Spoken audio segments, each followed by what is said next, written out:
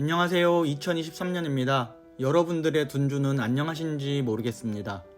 둔주는 이제 25년 1월 준공을 목표로 다시 힘을 내고 있습니다.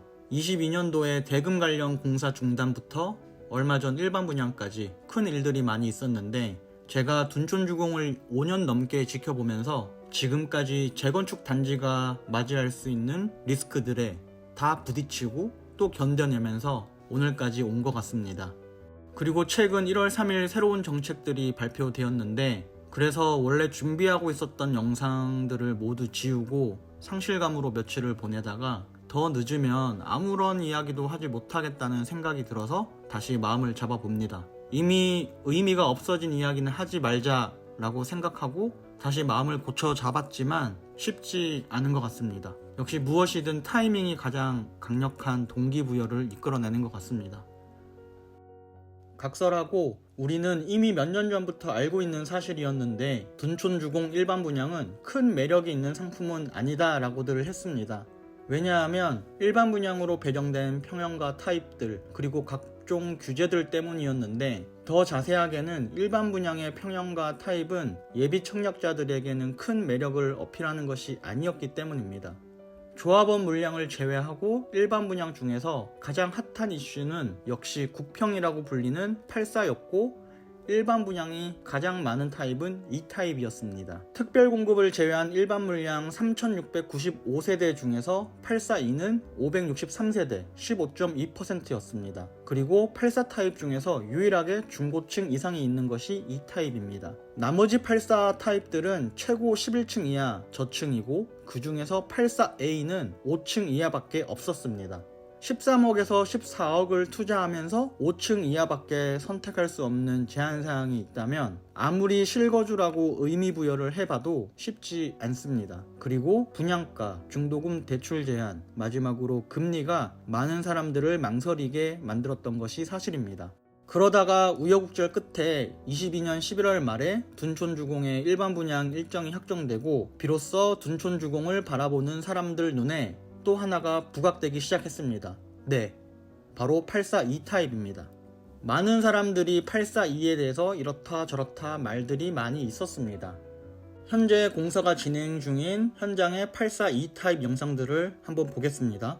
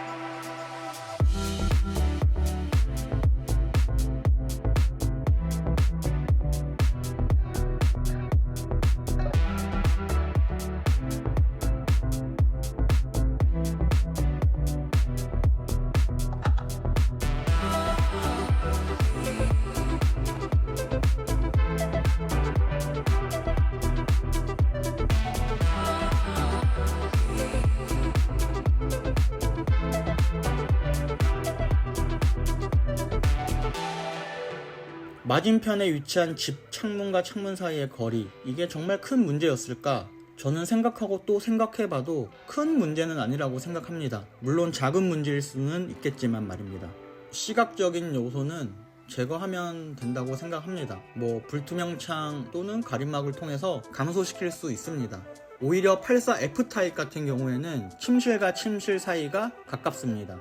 눈에 보이지 않으면 큰 불편함이 없는 것과 다르게 소리, 그러니까 옆집, 앞집, 윗집에서 들리는 소음, 흔히 벽간소음, 층간소음이라고 하는 거는 지금도 많은 공동주택에 존재하고 있습니다. 이게 오히려 살면서 더 큰 스트레스를 주기도 합니다.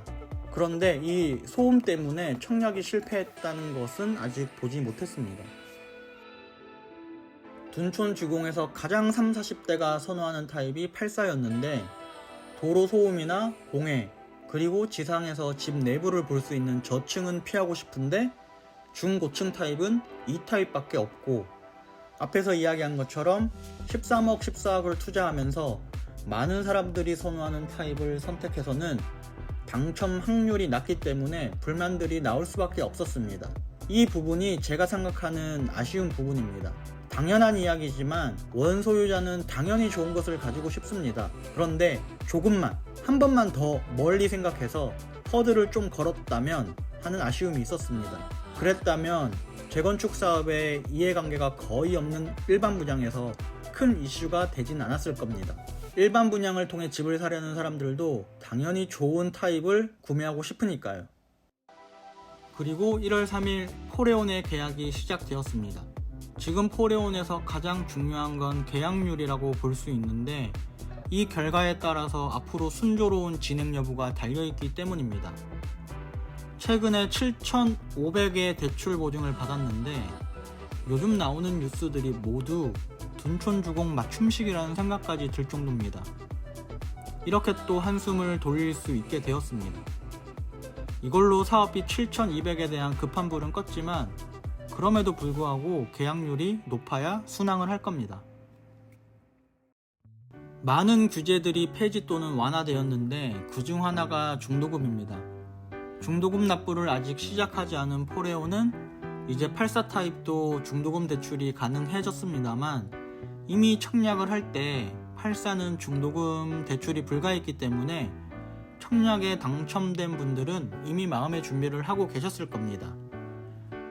대출 금리가 저렴하다면 또 다른 생각을 할 수 있겠지만 요즘 금리를 봐서는 대출을 일으키는 것도 쉽지 않을 겁니다. 제가 주로 사용하는 시뮬레이션을 잠깐 보고 오겠습니다. 둔촌주공 842의 분양가 13억 1240만원, 그리고 중도금 대출 이자 이율을 8%라고 가정했을 때 인지세는 그냥 15만원으로 하고 확장비가 1434만 원이고 시스템 에어컨 고급형으로 했을 때 1157만원, 이렇게 했을 때 취득세가 계산되고 이자는 6135만 5599원, 이렇게 얼추 계산할 수 있습니다. 보신 것과 같이 대출 이자가 큽니다. 그리고 더 중요한 건 입주 시점에 집단 대출 역시 아직은 DSR 제한이 있고 또 금리를 생각하면 자금 조달에 까마득할 수밖에 없습니다. 사실상 전매 제한 폐지로 시세 차익도 고려해 볼 수 있겠으나 주변 단지들의 시세도 그렇고 초기 자금 또 중도금 이자도 상당해졌기 때문에 분양가 대비 큰 시세 차익도 장담할 수 없습니다. 결론은 842 타입이 문제가 아니라는 겁니다. 제 이야기가 물론 모두 맞다고 할 수 없고 그리고 당연히 저는 정답을 모릅니다. 다만 오늘 이렇게 마무리하고 싶습니다. 규제가 없었던 적은 거의 없었다. 그 규제 속에서 내가 어떻게 하냐에 따라 달라진다. 제가 평소 알고 지내는 부동산 사장님께서 해주셨던 이야기인데 다음에 또 오늘 이후로 제가 보고 느끼고 생각한 것들을 정리해서 기록할 수 있도록 하겠습니다.